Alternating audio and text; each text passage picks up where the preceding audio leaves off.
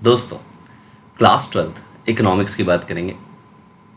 Class twelfth economics में जो हमारे पास नवंबर अटेम्प्ट जो कि आपका टर्म वन होने वाला है, उसमें बेटा आपसे एमसीक्यूज पैटर्न पे क्वेश्चन पूछे जाएंगे।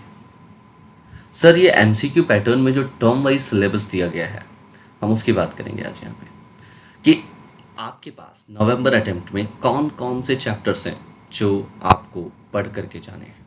ठीक सो, देखिए, आपको पता है कि आपके पास दो बुक्स हैं इकोनॉमिक्स की, जिसमें पार्ट ए आपके पास मैक्रो इकोनॉमिक्स है और पार्ट बी आपके पास इंडियन इकोनॉमिक डेवलपमेंट है।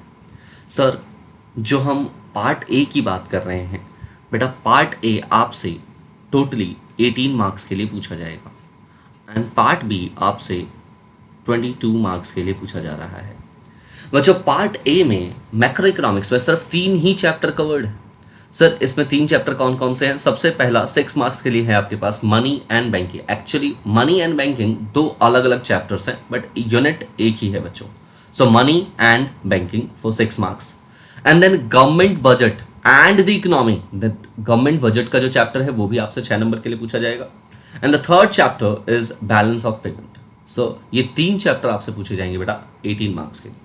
ठीक सर, उसके बाद हम पार्ट बी पे आएंगे। पार्ट बी जो कि इंडियन इकोनॉमिक डेवलपमेंट है, 22 मार्क्स में पूछा जाएगा। सर, 22 मार्क्स के लिए हमारे पास होगा in development experience and economic reform since 1991, जिसमें हम लोग 3 चैप्टर कवर करेंगे। कौन कौन से 3 चैप्टर्स हो? फर्स्ट चैप्टर जो हमारे पास है Indian economy on the eve of independence, Indian economy जो कि 1950 से 1990 तक देखेंगे। एलपीजी देखेंगे बच्चों, लिबरलाइजेशन, प्राइवेटाइजेशन एंड ग्लोबलाइजेशन। बच्चों, ये हमारे पास यूनिट है development experience and economic reforms. Okay, और उसके ये 3 चैप्टर्स हैं। जो ये 3 चैप्टर्स हैं, ये इनकी टोटल वेटेज हमारे पास है बेटा 12 मार्क्स की। डन। उसके बाद हमसे एक और यूनिट पूछा जाएगा, that is current challenges facing the Indian economy. In current challenges में हम लोग पॉवर्टी की बात करेंगे, एचसीएफ की बात करेंगे एंड रूरल डेवलपमेंट की बात करेंगे। और बिलीव मानिए, इस चैनल पे आने वाले टाइम में आपको इंडियन इकोनॉमिक डेवलपमेंट या मैक्रो इकोनॉमिक्स के लिए हमारी जो प्लानिंग है वो इतनी अच्छी लगने वाली है, हमारी जो क्लासेस हैं वो इतनी अच्छी लगने वाली हैं आपको कि आप उनको during the session, during the lecture ही याद कर पाएंगे बच्चों। So please do share and subscribe.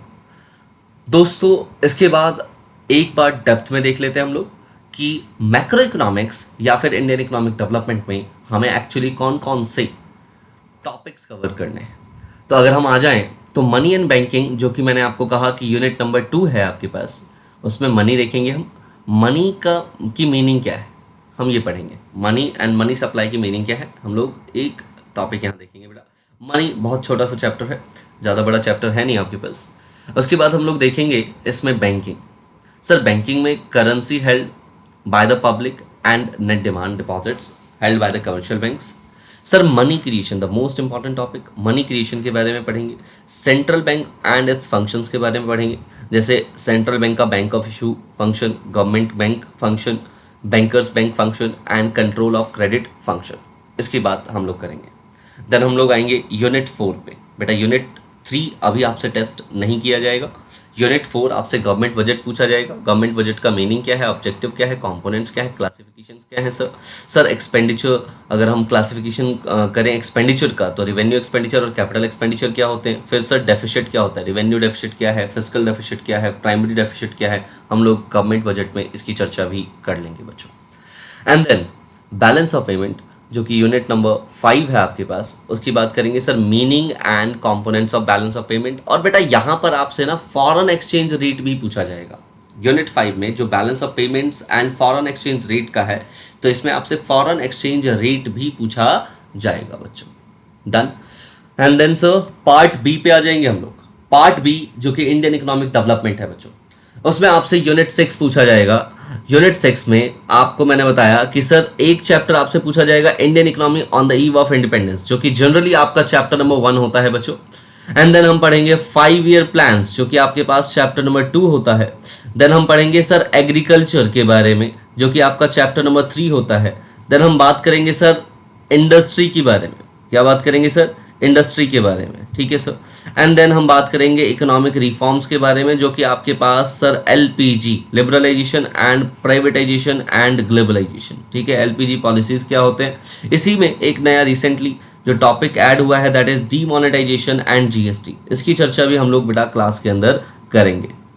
Then हम लोग सर यूनिट 7 पढ़ेंगे। यूनिट 7 में हम लोग पॉवर्टी के बारे में पढ़ेंगे। पॉवर्टी में एब्सोल्यूट पॉवर्टी किसे कहते हैं, रिलेटिव किसे कहते हैं, मेन प्रोग्राम्स हम लोग यहाँ पे देखेंगे बेटा। क्रिटिकल असेसमेंट देखेंगे हम लोग। ह्यूमन कैपिटल फॉर्मेशन का चैप्टर आएगा आपके पास, वो देखेंगे बेटा कि किस तरीके से पीपल जो लोग हैं वो HCF बनते हैं, ह्यूमन कैपिटल फॉर्मेशन बनते हैं बेटा।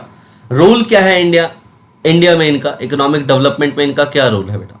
एंड देन रूरल डेवलपमेंट की बात करेंगे, की issues, credit and marketing role of the cooperatives and agricultural diversification की बात हमारी यहाँ होगी बच्चों। डन सर, बहुत बेहतरीन तरीके से हम लोग ये सारे चैप्टर्स आपके पास लाने वाले हैं। Please do share and subscribe this channel. Thank you.